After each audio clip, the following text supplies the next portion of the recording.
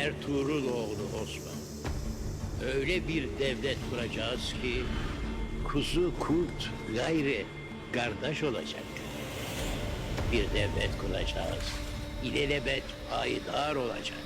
Bu devlete canım kanım feda olsun.